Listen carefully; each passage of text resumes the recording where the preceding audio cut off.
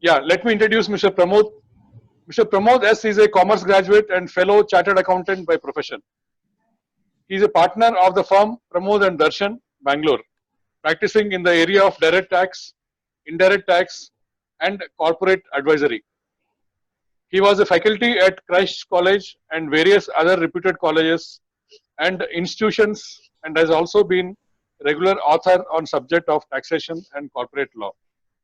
He is currently Joint Secretary of Karnataka State Chartered Accountants Association and was heading the publication and library committee and sports and skill development committee before this current position. He is a Freemason and part and member of Lodge Professionals. Over to Mr. Pramod. Thank you for this kind introduction, sir. I would request you, me to, allow to share my screen on. Yeah, Mr. Karthik.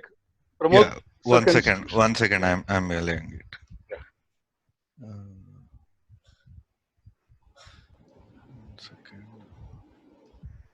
Pramod, I think you can share your screen. No, the host has disabled. No, yeah, he's not a host, so that's why he's. 1 minute, then I will give a co-host. No, it's not allowing. Yes. Pramod, now you are co-host. You can give. You can try now. Okay, I'm trying. Yeah, it allowed.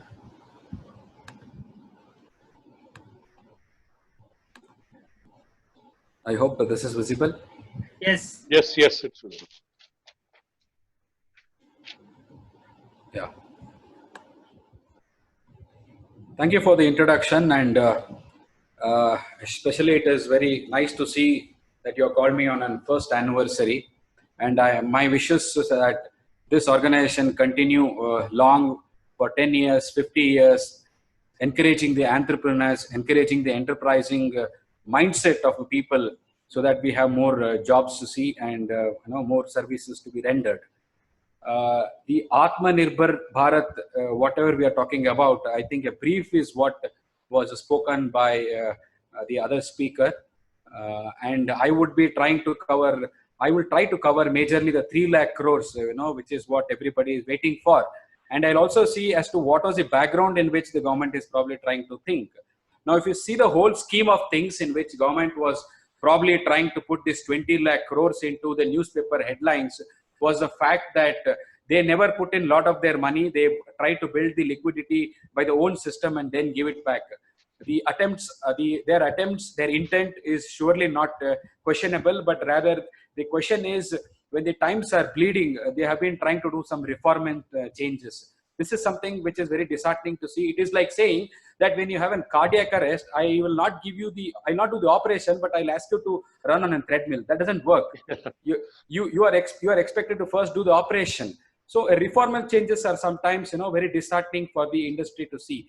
Rather, somebody was saying that the government's attempt to, do what they want to do has not been clear. It is like those auto drivers, who put the right indicator, then put their left hand, but they still go straight. That's how it has been. Neither it's a political economy, neither this has been a taxation reforms, neither it has been an ease of doing business, but a khichdi of all those is what is presented to you. Let that be as whatever it is, but let us try to understand as to what this stimulus package is. I'll just give an example which sir was talking about. The first is probably the TDS. Now imagine the TDS has been reduced by 25%. So what does that mean? Instead of I paying you, initially let's suppose the TDS rate was 10%.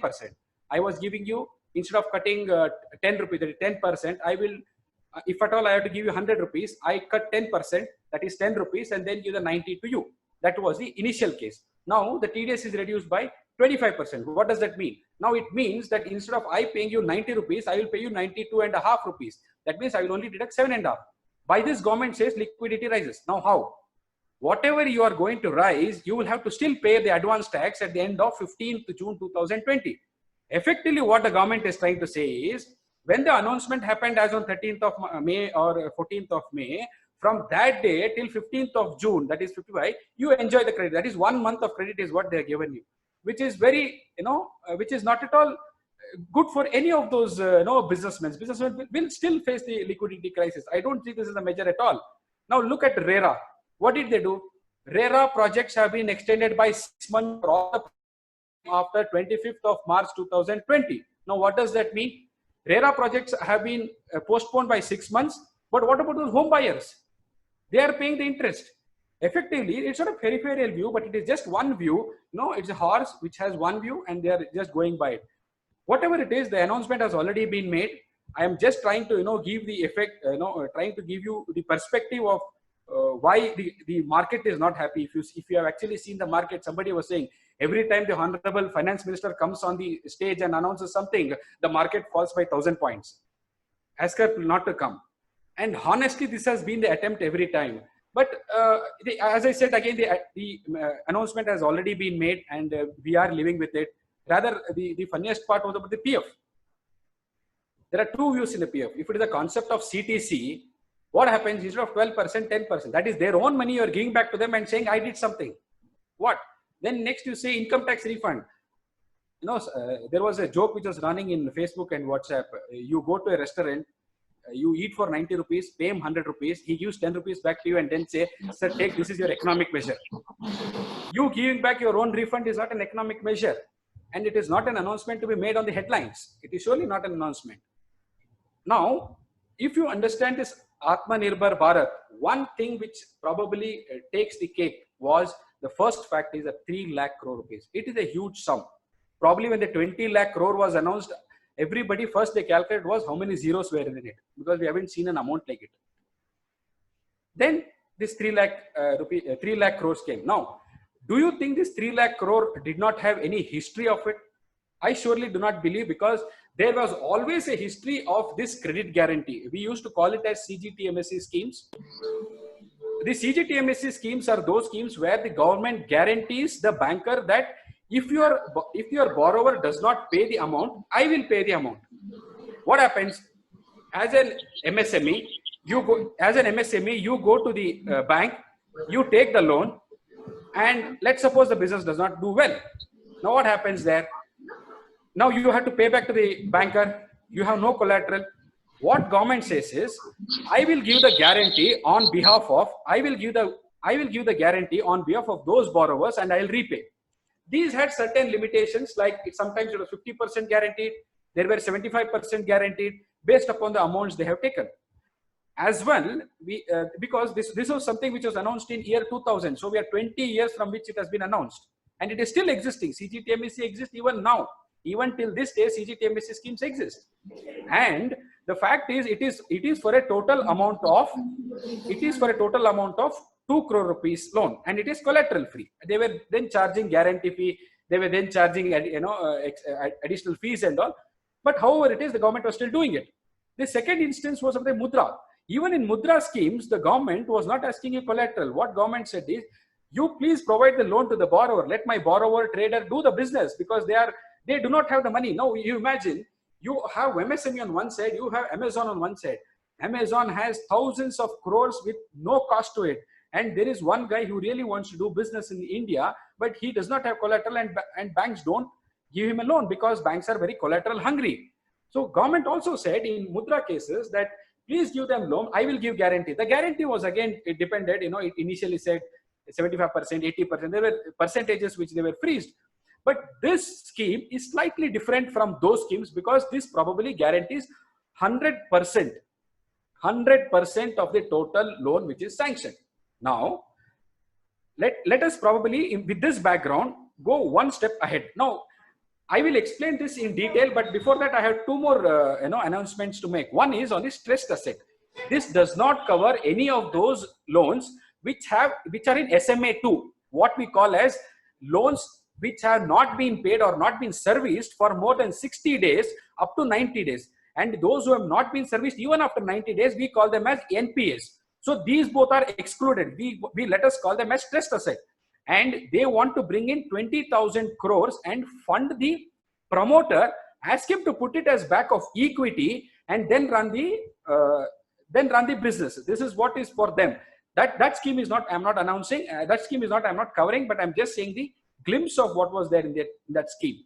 And there was one more which they got in called as 50,000, where they say for those SMEs where they want to involve SIDBI in it, And if the projects are extremely good and if they feel it is promising, they are going to invest in something called as fund of funds, daughter fund, mother fund. What they do is they invest in a fund, and that fund invests to something, and then from there they invest as a part of equity holders. Okay. Pramod, I'm sorry to interrupt you. Yeah. Whether you are moving the slides or not, as of now, we are not seeing any movement in this. Karthik, I will move the slides. Okay. No. I'm sorry. Maybe Yeah, we thought you were moving. No. This introduction itself is very important because Yes.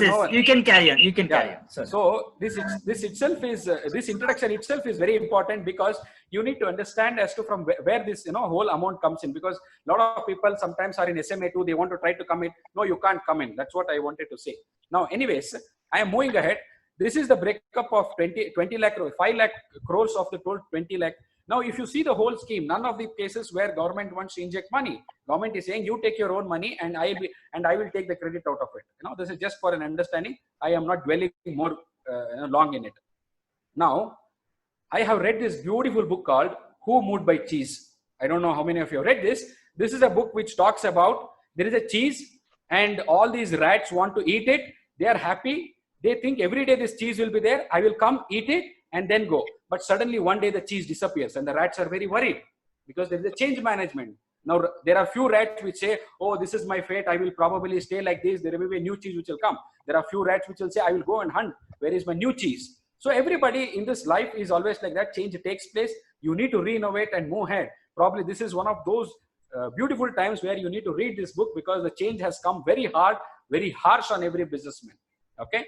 Now, when I read this book, I remembered because now when I saw those 20 lakh crore rupees, I found this.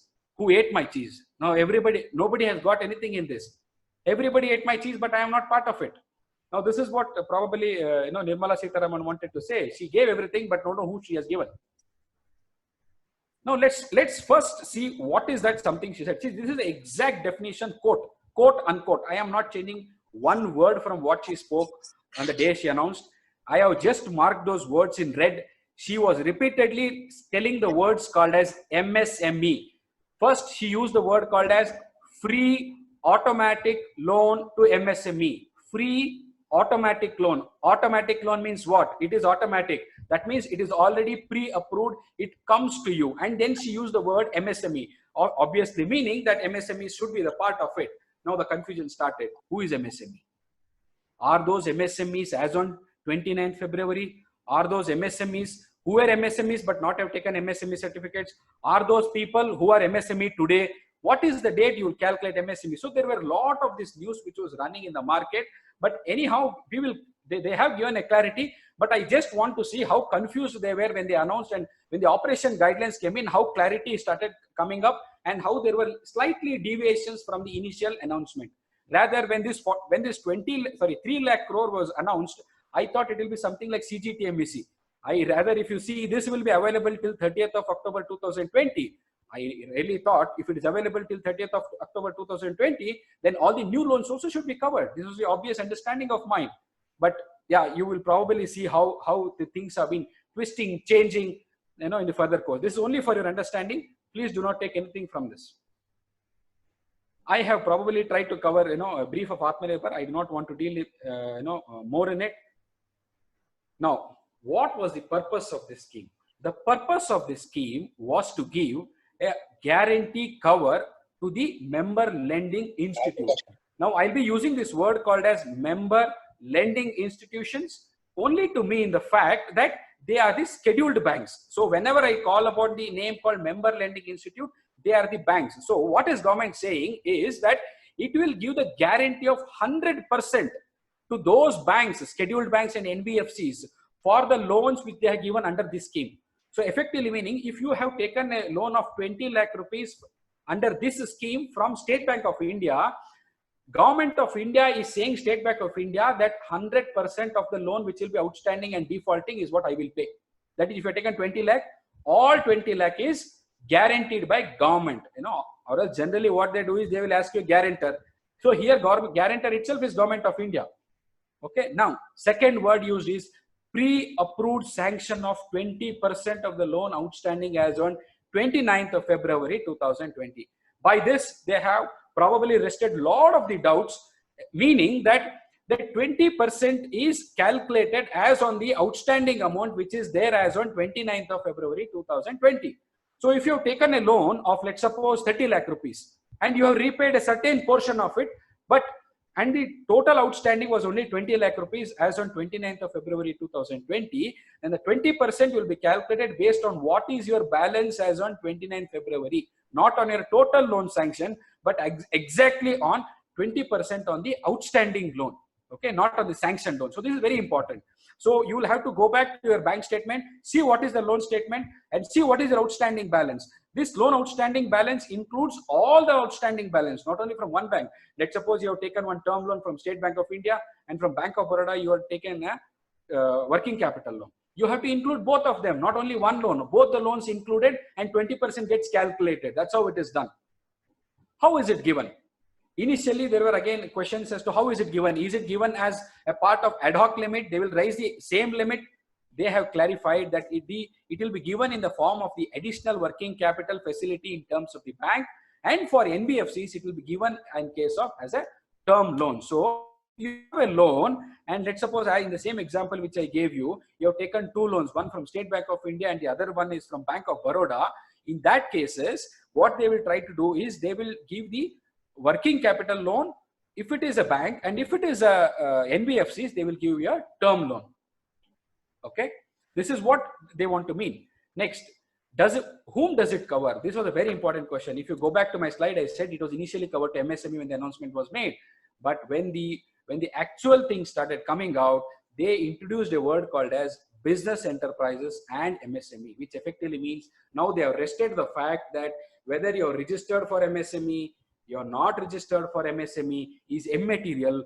All the business enterprises are covered is our understanding as on today, because the operation guideline uses the word called as business enterprises / MSME, which was initially MSME, has now turned itself into business enterprises and MSME as well.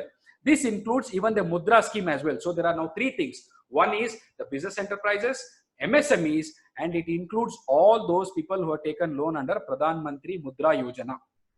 Now, the financial assistance provided will be as a part of the scheme to be operated as a separate loan account. As I said it will not be given as an ad hoc loan. Let's suppose you have taken a working capital loan of 10 lakh rupees. The same loan account will not raise from 10 lakh to 12 lakh rupees by increasing 20%. No, 10 lakh will remain as it is. A 2 lakh will go to a separate bank account. It will have probably a separate bank account number as well. Okay. Now, who are these eligible borrowers? As I said the first thing, business enterprises are covered, MSMEs are also covered, and it will cover even Mudra Yojana schemes as well. Now, this is very interesting. There are two criteria. One is the loan criteria. Second is the turnover criteria. If your outstanding loan, not the sanctioned loan, if your outstanding loan as on 29th February is more than 25 crores, you are out of the scheme. Don't worry about what is sanctioned loan. If your loan is more than 25 crores as on 29th February 2020, you're out of the scheme, you're not in the scheme. And it's a dual condition. That there is a dual condition. It's not or, it is and. See, actually, if you go back to the speech, it was or. Now they changed it to and. That means I initially thought 25 crores or 100 crores. If you either, if you're either of it, you'll be eligible. No, the operation guideline says your loan outstanding should be less than 25 crores. Your annual turnover also should be less than 100 crores for the financial year. Sorry, not 1920. It is for the last year. It is 18 and 19. And if the audit is not over, an undertaking is also sufficient.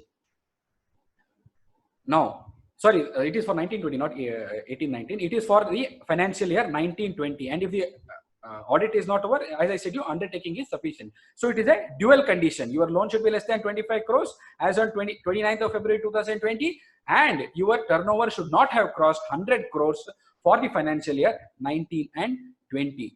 And only those loans which are covered under regular SMA 0 and SMA 1. Just to understand, to make you understand what the topic, what is SMA 1, SMA 0. SMA 0 are those people who have not serviced their interest and principal for less than 30 days. So if you don't service a loan for 0 to 30 days, you are SMA 0. If you don't service a loan or interest from 30 to 60 days, you are called as SMA 1.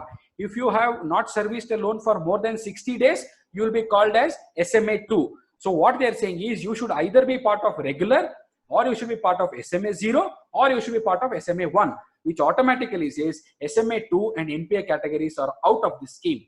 Now the existing loan, whatever, now there'll be a question, because a lot of times what will happen is you are a primary applicant, you are a co-applicant, all those will be there. So the question comes, is this 20% given on all those loans where you are a co-applicant? The answer is no. In order to calculate the 20%, only on those loans where you were a primary applicant. If you are a co-applicant, you are not eligible for this loan. So you have to calculate loans, you have to calculate the loans only where you are part of the primary applicant. So you have to probably go back to your working papers, see whether you were a co-applicant or whether you were a primary applicant. And only then the 20% has to be calculated. Now this scheme covers all the proprietorship, it covers partnership, it covers the companies, it covers trusts, it covers even LLPs as well. However, if you see cooperative societies, a lot of things have been excluded out of it. I'll just move further. Very interesting one thing they brought in is GST is mandatory. So GST was mandatory probably even in the earlier schemes as well. But now they have got in, if you want to be part of this scheme, your GST registration is mandatory. Even GST registration is mandatory, but only exemption is if the GST law does not want you to, or if it is not exempt category, only then you need not register for GST, or else GST certificate is mandatory for the scheme. This I already explained the first point, which is SMA and SMA2 and NPS are automatically out. This is a small case which I have given. Probably we'll go through 5 cases to understand whether it is eligible or not, because out of the whole scheme, probably you need to bother whether are you eligible, are you not eligible.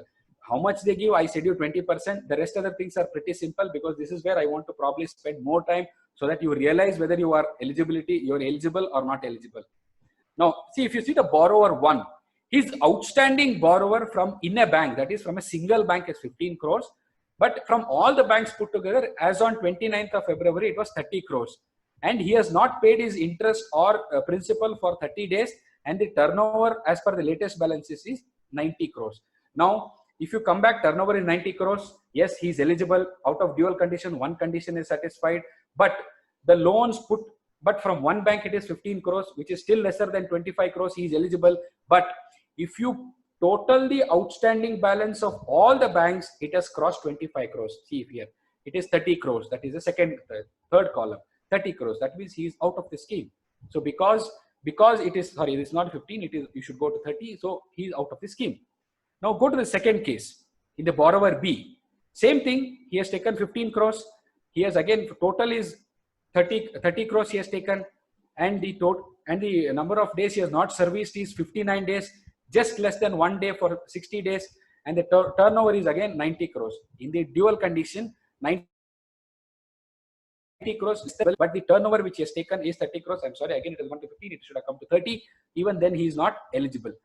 Third category, if you see, the total outstanding is 25 crores from single bank. From all the banks put together, also it is 25 crores.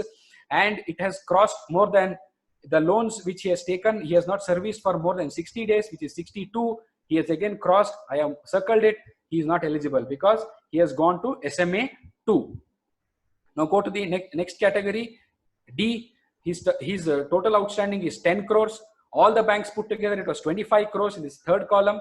So he is still eligible because the loan criteria satisfies. Turnover is 80 crores, less than 100 crores. That's why he becomes eligible. In the category E, if you see, he has taken only a loan of 10 crores. The loan criteria satisfies. All the loans put together is still less than 25 crores. He's still eligible. His DPD, he's been very honest businessman. So he's paying on time. He's still eligible. But the turnover has crossed 100 crores. He is not eligible. So he automatically becomes out of it. So this is probably the crux of the eligibility category, which I want to probably bring in. I have segmented into three legs. One is the loan, one is the turnover, and the loan put together in total, not as a single one. Now, whom do you approach if you want this loan? All the scheduled banks have been given. They are called as member lending institutions. Now we generally use this called as member lending institutions. So all the scheduled commercial banks are part of this scheme. There are financial institutions as defined under subclause 1, clause C of section 45I of Reserve Bank of India.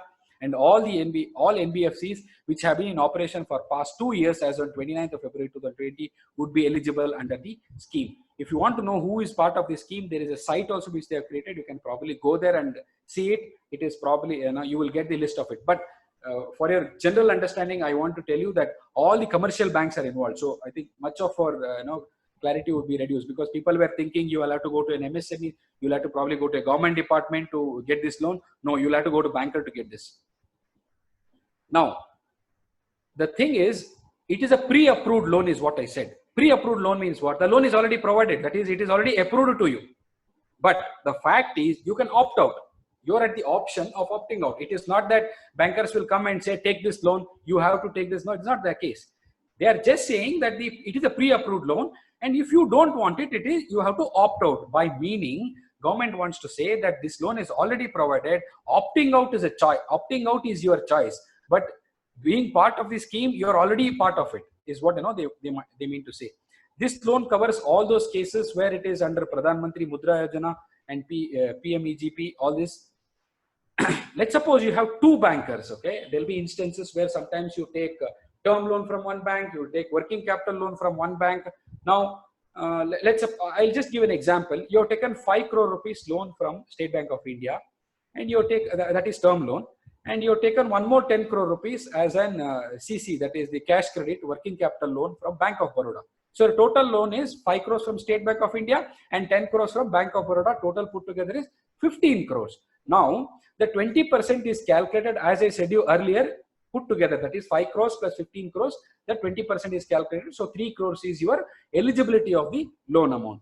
Now, you have an option either to take 20% on 5 crore, 1 crore from State Bank of India and 10, that is 20% of 10 crore, that is from Bank of Baroda, 2 crores. So either you can take 1 crore from State Bank of India and 2 crores from Bank of Baroda, or mix both of them, 3 crores, either take in State Bank of India or in Bank of Baroda. But if you want to now consolidate this outstanding, you need to inform the other bankers and get an NOC from the bankers that they are okay and they are okay to, they are okay to give this loan, which obviously they will, do it. They will not surely harass you that part.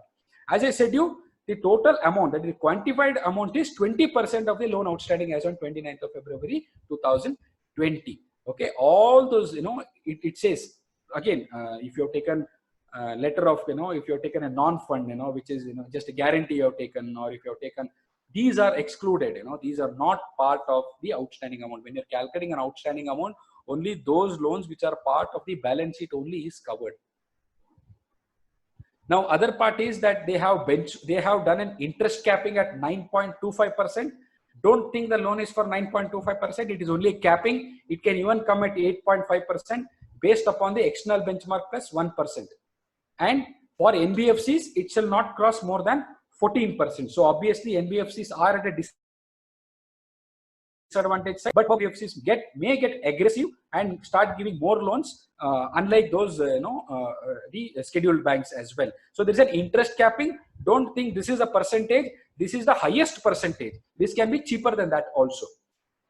3 things are out: no additional processing fee, no guarantee fee, no penal interest. See, if you go back to CGTMSE schemes, they were charging you something called as guarantee fee because government was guaranteeing you. So government wants to take some percentage of the amount. They were charging 0.5%, points, different percentages. So they have said this loan does not cover any guarantee fee by the government.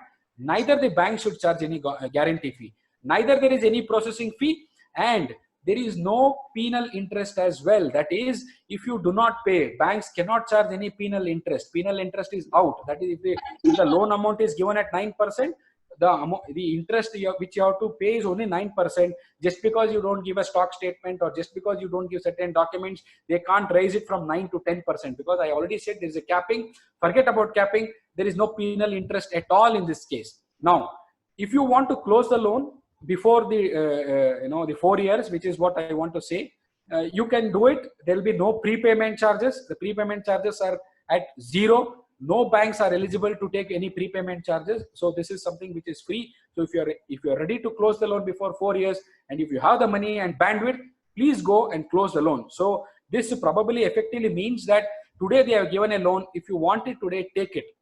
And if you tomorrow you don't want it, you are always at liberty to go and repay it back, because there is no prepayment charges, because you do not know how tomorrow things may turn. And as of now, please take the cash. Cash is king as of now. Now, there is no additional security which can be demanded. There is no additional security. If at all there is already a security, which is given on the existing loan, there is no security which the banks can ask you. That is also out of this scheme as well.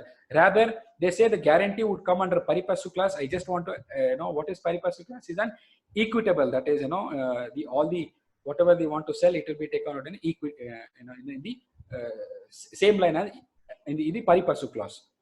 Now, it will be given for 4 years, 1 year being moratorium for the principal payment. What they are saying is, if you take a loan, that will be for 4 years. The first year, they are giving moratorium, which effectively means they are not asking you to repay the loan. So, that is from the date of sanction.